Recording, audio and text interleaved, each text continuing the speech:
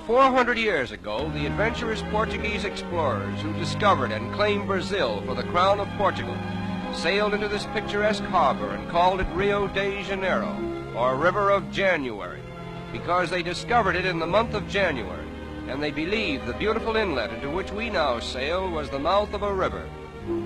As we pass within the shadow of this gigantic promontory, known as Sugarloaf, we wonder if the white men who first saw it could have dreamed that it was destined to become the mighty sentinel of an enchanted metropolis, with a population of over 1 million inhabitants and a reputation of being the most magnificent city in the world.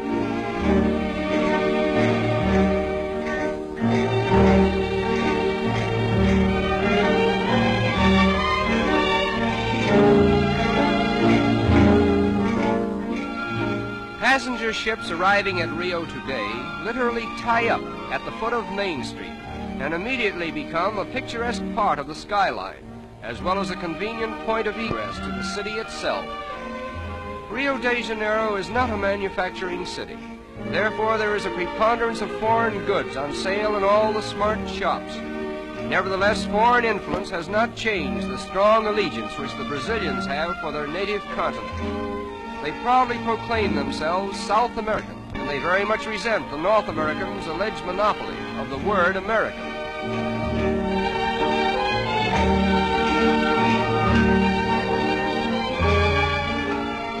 The period from 1902 to 1906 witnessed the wonderful transformation from the old to the new Rio, a comprehensive project so boldly conceived and brilliantly executed that there is hardly a landmark of the old city to be seen in the metropolis today.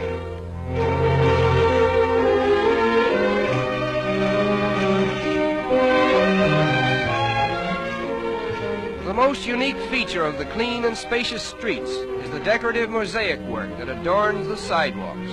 Almost every block has a pavement with patterns so individual in design that one could find his way about the city by becoming familiar with them.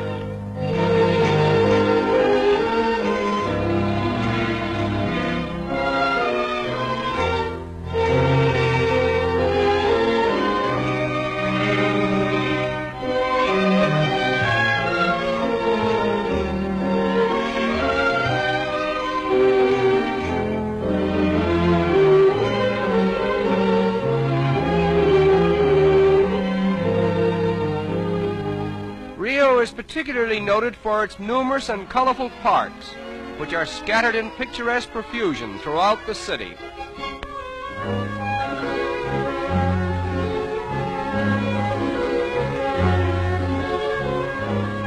In 1808, the King of Portugal was forced by Napoleon to abandon his country and re-establish his throne in Brazil.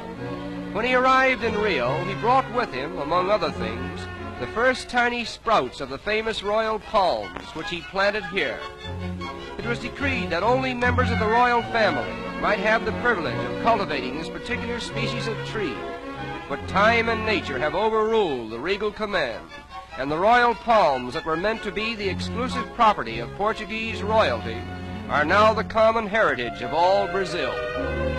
The outstanding landmark of Rio is Sugarloaf Mountain, and from whatever angle one may view it, it forms a most impressive picture.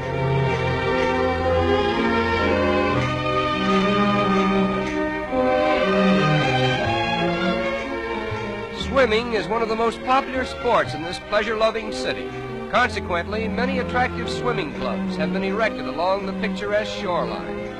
The architectural designs of these clubs are unusually distinctive, and many of them are actual reproductions of famous institutions in Spain and Portugal. Among the many fine boulevards in this city of splendor, the most beautiful is the Avenida Beira-Mar, with its marble promenade encircling the waterfront for a distance of 5 kilometers.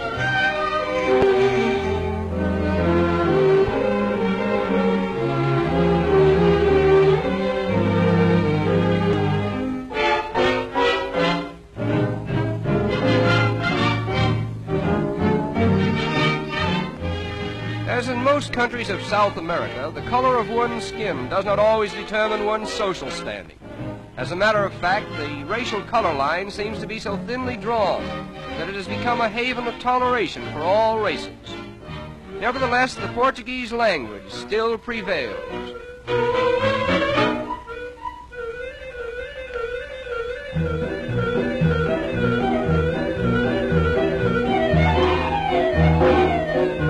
In the business districts of the city, there are a number of tiny shops where the more industrious young ladies of Rio earn their livelihood.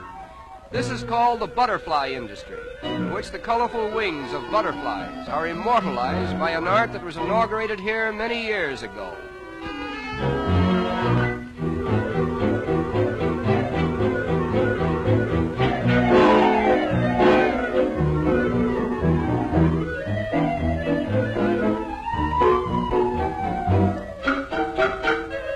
A design is first painted on glass, and the delicate butterfly wings, which have been carefully assorted for their best colors, are cleverly worked into the design and held in place by adhesive tape.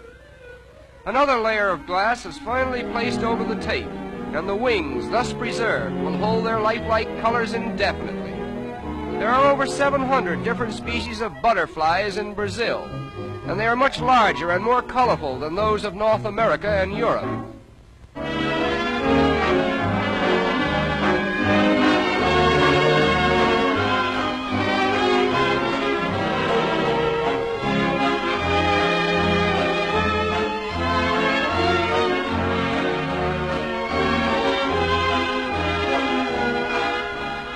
The completed articles consist of tea trays, vanity and jewel cases, bonbon dishes, and decorative pictures designed to glorify the city's landmarks. And needless to say, the predominating design is Sugarloaf, the center of attraction for all eyes that glory in the magnificence of Rio de Janeiro, the city of splendor.